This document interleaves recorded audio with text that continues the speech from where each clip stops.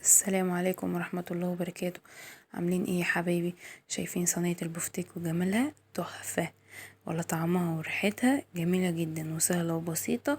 مش هتاخد معاكي وقت خالص، في 5 دقايق بالظبط هتكوني مخلصاها ان شاء الله.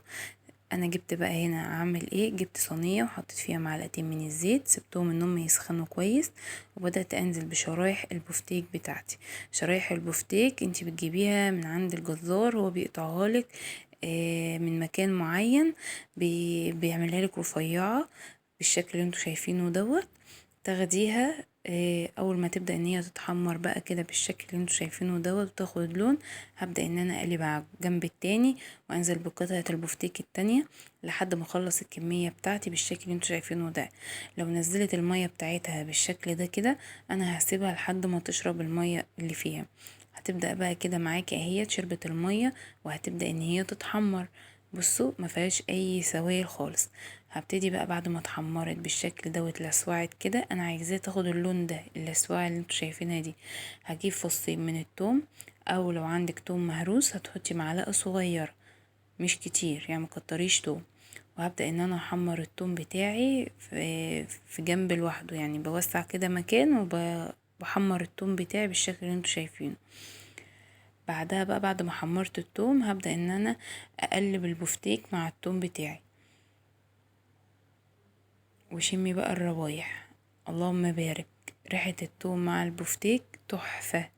هبدأ انزل بالبهارات بقى، بابريكا وملح وفلفل اسمر والسبع بهارات، هي دي البهارات بتاعتي. البفتيك ما بيحبش بهارات كتير عشان ما تغيريش طعمه. البهارات دي مناسبة جدا وهتخلي طعم صينية البفتيك بتاعتك جميلة جدا.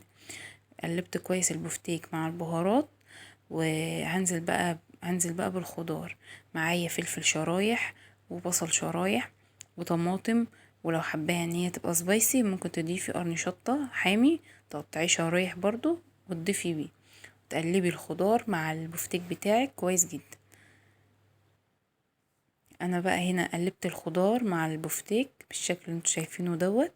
الصينية بتتكلم عن نفسها، صينية البفتيك تحفة. هبدأ بقى اغلي مية معاكم، يعني انا غليت مية، وهبدأ ان انا انزل بيها على صينية على البفتيك.